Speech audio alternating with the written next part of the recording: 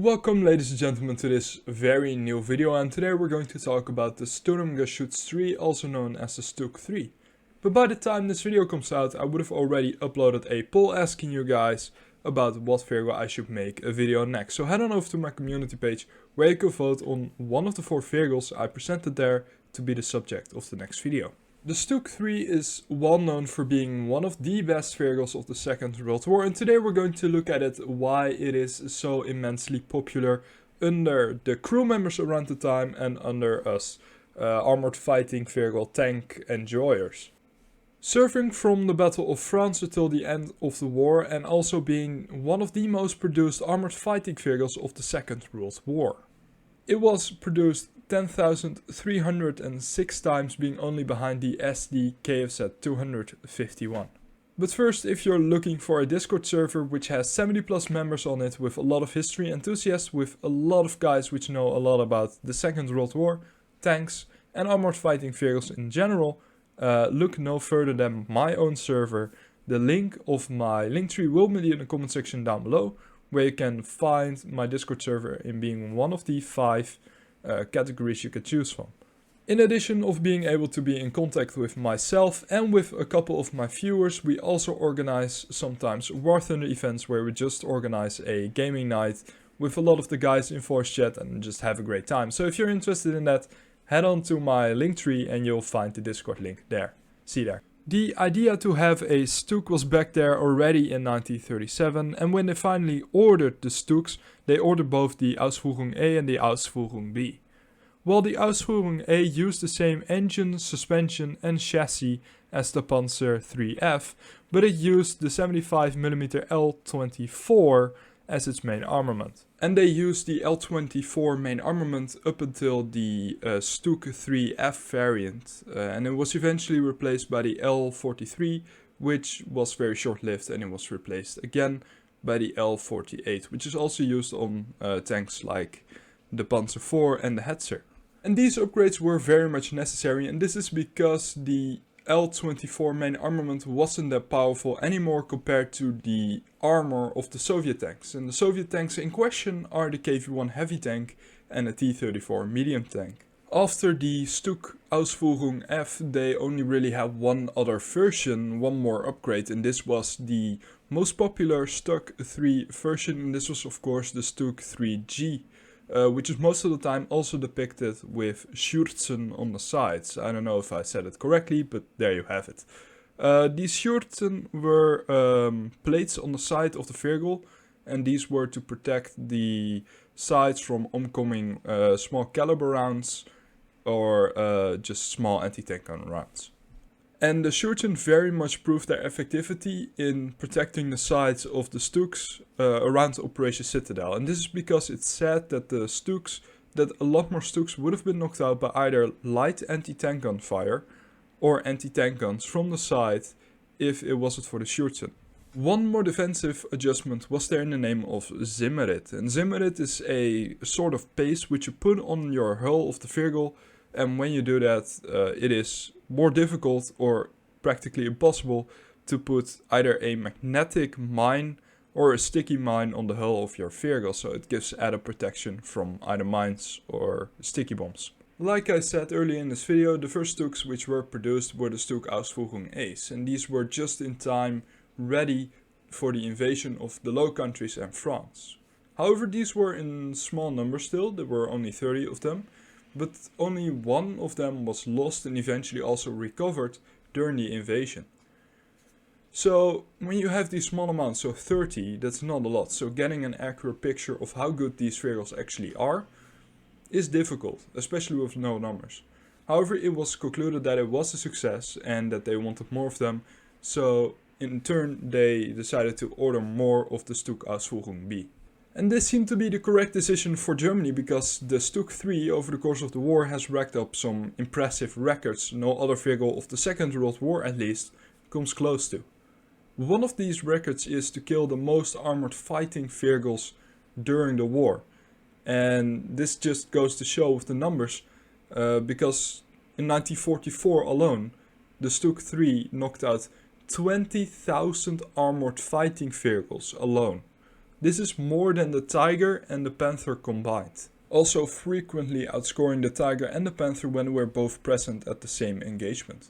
To give an example of this, Abteilung 226 with 41 StuGs reported that they knocked out 221 T-34 and KV-1 tanks while only losing 13 StuGs of their own. Of course, in order to knock out a opposing tank or to serve as infantry support, you need to have a good main armament, and like I previously already said, the StuG 3, at least the later models, had the 75mm L48. And this was, yeah, a decent main armament overall. It was the most used main armament of Germany around the Second World War.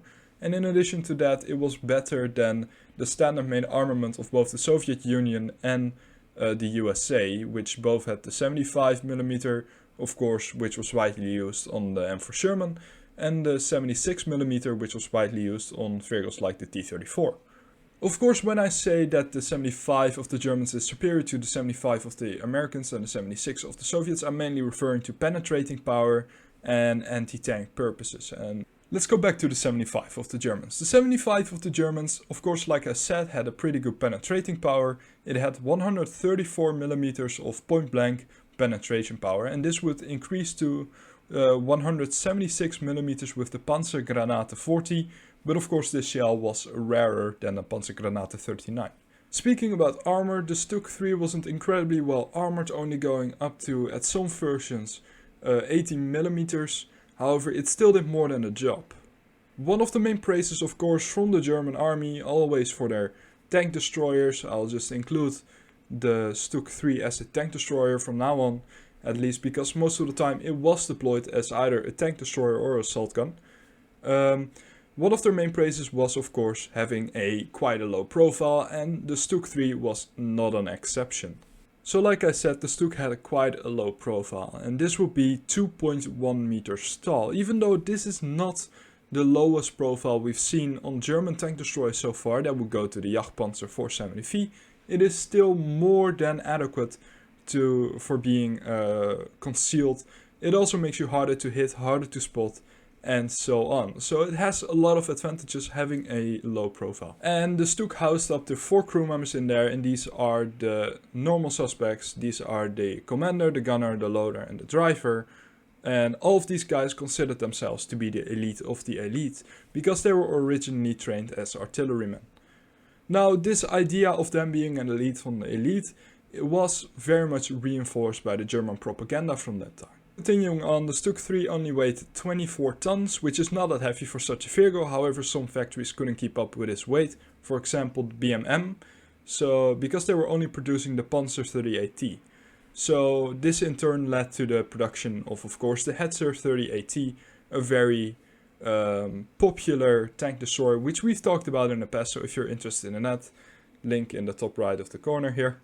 Of course, to drive the StuG forwards with all this weight, you need to have a decent engine, and like I already previously said, it had the same engine as the Panzer 3F, which was the Maybach HL 120. This engine could produce up to 300 horsepower and had a top speed of 40 km an hour. Another big advantage is that the engine, but also the entire vehicle, so the StuG 3, was quite easy to produce, and it was also very cheap to produce. One of the advantages being that when you have such a vehicle which is easy to mass produce, you have a lot of spare parts, and you have a lot of the same vehicle, and a lot of the same vehicle makes logistically everything a lot easier. A lot of the eventual Panzer Aces came from the StuGs, and this could have been attributed by the fact that the StuGs had a different training regiment, and this would supposedly increase their hit rates. All in all, the StuG was an incredibly successful vehicle, and this is probably also down to the fact that it fought on every front due to its extreme availability. And after the Second World War, it was also being used by Syria eventually in 1967, at least until 1967, to be used as pillboxes in the oncoming battles, of course, with Israel. Like I previously said, the StuG sometimes fared far better than the Tiger and the Panther, and this is also sometimes down to, of course, the height and stuff like that. But one of the examples I'd like to give is Operation Citadel, where one commander was quoted to have said, I would rather have one StuG Abteilung than a full Panzer division. However, take this with a grain of salt, considering that's unclear who actually said this, but this comment would actually be more than justified once you find out that supposedly the 11th Abteilung knocked out 400 enemy Virgos. But overall, the StuG 3 shows that a little of excellent is worse than a lot from very good. Anyway, ladies and gentlemen, that was it for today's video. If you enjoyed it, make sure to leave a like, comment and sub. All three of them are incredibly important for the YouTube algorithm and help my channel out tremendously. So if you haven't done that just yet, make sure you do. I'd like to thank VW, German, Luker and Sander for being members of my channel. And my last close remark is, if you want to join my Discord, like I said earlier in this video, just head to the comments and there will be a link there to the link tree, and the link tree will take you to my Discord. And from there I'll see you guys on the Discord server. And I'll see you guys in the next video.